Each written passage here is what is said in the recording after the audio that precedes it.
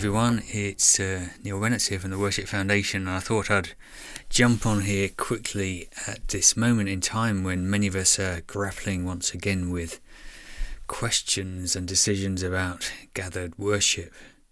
And I think this is different from last time. Last time in lockdown we had to follow instructions. This time it's been left pretty much up to local churches themselves to make a decision on whether they keep on gathering. And it's not a bad thing that this discussion is happening. I think this is healthy and a good thing for churches to grapple with. It is, of course, very time pressured, and I want to send my prayers and blessings to all of you who are having discussions probably right now, and they're difficult ones and emotional ones, and many blessings to you as you do it. But I thought, as I say, I'd jump on here and maybe provide a few ideas that can help you navigate this time.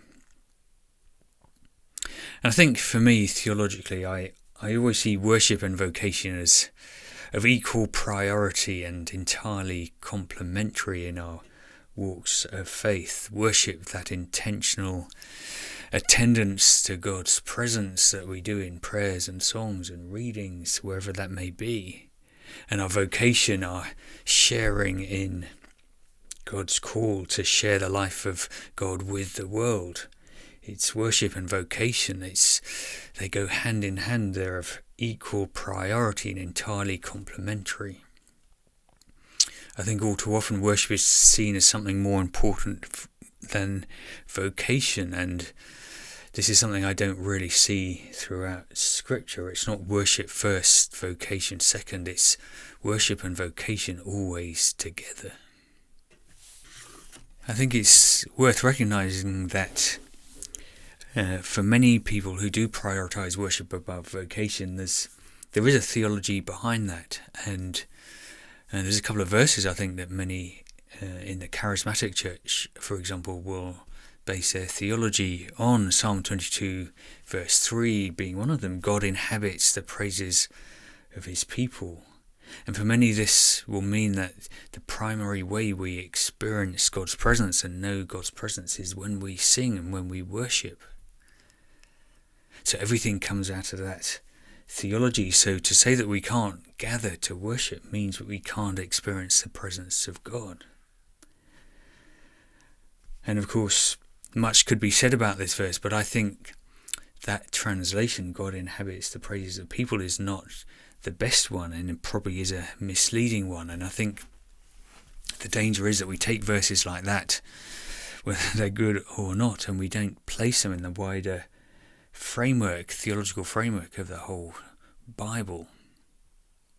And you'll hear that in the way many people talk about worship. They'll say things like, when we worship, God's presence came. God came in the worship. God showed up in the worship. Or God's presence dropped when we sang.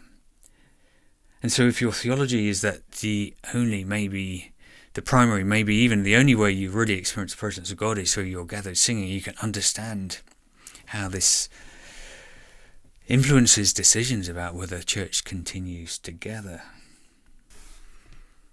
Another verse I think that people can jump on is Hebrews 10:25. Do not give up on meeting together. And with that verse in isolation, it would be very easy to build a theology that says we should still be gathering now on Sundays. The danger is though we just take that verse and we don't understand it in the wider context of either the whole of Hebrews or the whole theological themes of worship and vocation being of equal priority and entirely complementary. It means that we end up saying that we should worship and gather together even with the risk of infecting someone with this awful virus. And it seems to me that there's a whole range of dangers in taking that approach. But for me, this way of talking about the presence of God and worship as some gathered worship being the main way we experience or know the presence of God, I think is deeply flawed. seems to me that we already have the presence of God. This is the work of Jesus. This is what he has done. We know God's presence. We have God's presence in all his fullness and his glory. The area I think that we do find challenge in these times is to how we minister in the power of his presence. How do we do that well when we can't look people in the eye and lay hands on them? And of course, this is the area I think there are valid pastoral concerns at this time. Of course, it wouldn't be fair of me to make decisions for you on this. It's only in your own church, in your own context, you need to work out the right way forward for you. But I would make a couple of suggestions. If you're a church leader, talk to your worship leader. We love them because of their sensitivity to the things of the Spirit and their often prophetic insights. Give them a call and talk to them about what they're sensing and feeling. And if you're a worship leader, I know your focus may normally be on the creative side of things, but this is the time to be a pastor, be a voice of a pastor as you work it through with your church leader. I do think it's worth saying, I don't think there's any theological grounds that would say that we don't know the presence of God because we don't gather. I'd say that's a really important theological idea. I do think there are challenges around how we do the ministry of the Spirit. I think left to my own devices, I would say I shouldn't prioritise gathered worship to such an extent that it puts people's lives at risk purely because we call them into the same building in proximity of each other. But that's a very hard decision, and one I know you can make for your own context.